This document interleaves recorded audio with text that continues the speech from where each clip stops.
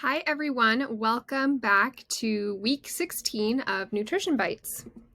All right, so today I'm going to be sharing a fun, healthy snack recipe for baked zucchini chips and a vegan tzatziki sauce.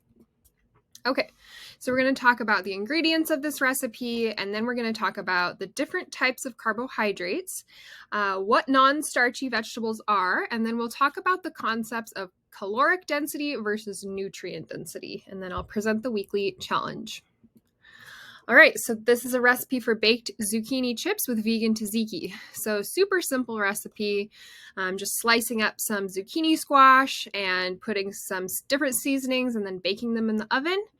And then a delicious recipe for vegan tzatziki sauce made with plant-based yogurt, cucumber, and then some seasonings and lemon juice. All right, so today's recipe it focuses on non-starchy vegetables, but before we talk about what non-starchy vegetables are, we need to talk about the different types of carbohydrates because this will help lay the foundation for the next conversation. So carbohydrates can be broken into two different big categories. We have simple carbohydrates and complex carbohydrates. Now, simple carbohydrates are a simple chain of molecules. So we have monosaccharides, which means they're just one sugar molecule, and we can have disaccharides, which is two sugar molecules. So some examples of monosaccharides are glucose, which is our body's main source of fuel, fructose, which is the sugar that's mainly found in fruits, and then galactose. Then we have disaccharides, which are two sugar molecules together, and we have maltose, sucrose, which is our traditional table sugar, and lactose, which we find in milk. Then we have the other category of carbohydrates, and these are complex carbohydrates. And they're complex because they have many molecules all linked together, whereas the mono and di only had one or two. Complex have many, all strung together.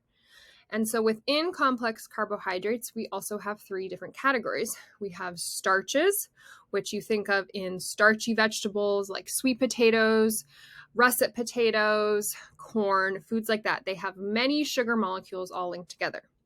Then we have glycogen, which is the form of sugar molecules in a long chain that we actually store in our body. So when we aren't eating enough sugar, we have a store in our liver and some in our muscles that we then break down to be able to feed the rest of our body that glucose. And then the third one is fiber. So fiber is a carbohydrate, but we don't have the enzymes in our body to break it down. So this is good. It has other reasons, than providing calories. No, it helps to do things like lower cholesterol because it's just kind of going through and helping with constipation or diarrhea. So it has other functions other than providing us calories.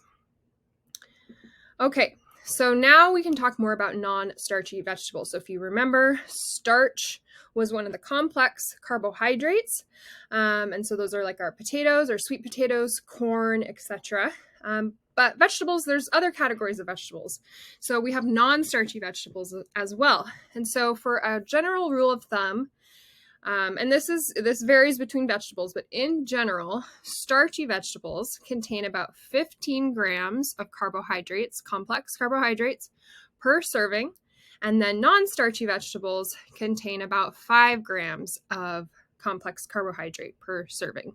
So some examples include asparagus, baby corn, beets, Brussels sprouts, broccoli, cabbage, celery, eggplant, mushrooms, onions, radishes, summer squash, which is our zucchini, and tomatoes. All right, so why is this important? Well, first of all, when we think about making a meal and filling up our plate, a good practice to do is to fill half of our plate with non-starchy vegetables. And this is because they are really low in calorie, but super high in other nutrients like fiber, vitamins, and minerals. So this brings up the conversation of caloric density versus nutrient density. So foods that are calorie dense have lots of calories per serving. So the calories may be coming from protein, fat, or carbohydrates. Then we have foods that are nutrient dense, and this means that they have high levels of nutrients per serving, not high levels of calories. So these nutrients refer to things like vitamins, minerals, fiber, and protein or healthy carbs in the food. And we can have foods that are both. So foods that are high in calories, but also really high in nutrients. These are going to be foods like avocados and nuts. That just doesn't mean they're bad. It just means that we want to eat those in smaller portions than we do the ones that are nutrient dense. So if you look at this example here, 1 ounce of broccoli, this is a very nutrient dense food. So it has potassium, it has calcium, it has a little bit of sodium, but it has very low calories. And then if we look at 1 ounce of potato chips, it is very high in calories, very high in sodium, and then no calcium, no potassium. So you can kind of see the difference between what a calorie-dense food and a nutrient-dense food would look like. So our non-starchy vegetables fall into this nutrient-dense food. They provide us a ton of fiber, vitamins, minerals, but not a ton of calories. So they fill us up with that bulk, but then overall, we're consuming a lot fewer calories. Here's an example of 2 different meals. So they both have 1,575 calories. But if you look at the volume between the 2, it's very different. So this meal over here, it's not a ton of food. There's only, a half a burger, small portion of French fries, some chips, not the full cinnamon roll. But all this adds up to a large amount of calories, where if you look over here, this is a very nutrient-dense day of eating, and it contains a lot more food than over here. So you're going to get very full on this, day of eating versus this day of eating. You would still be hungry after this, and you'd probably eat more. So lots of volume here, lots of fiber, and not a ton of calories. All right, so this calorie density chart comes from Chef AJ. If you haven't heard of her, she is amazing. I highly recommend you check out her videos on YouTube. She interviews a lot of experts in the field of nutrition. So this is her calorie density chart. And what we want to do is we want to stay on this side of the chart. And what this chart is showing is how many calories there are per pound of these certain foods. So non-starchy vegetables, that's what we're talking about today. There's only 100 calories in a pound of non-starchy vegetables. We go next to fruit. If you eat a pound of fruit, there's going to be about 300 calories. Move a little further. Complex carbohydrates like whole grains, potatoes, legumes, these are going to have 400 to 600 calories per pound.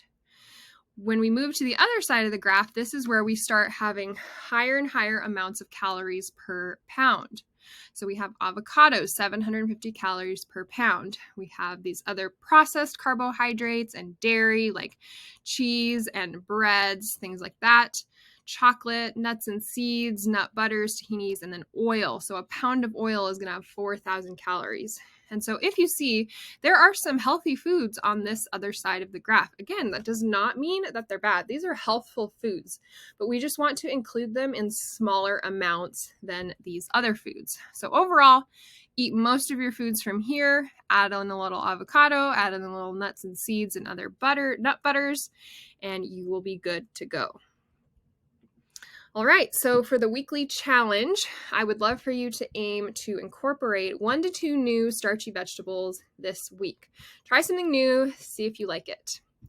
That is it for this week. Thank you so much for joining me, and I look forward to seeing you all next week.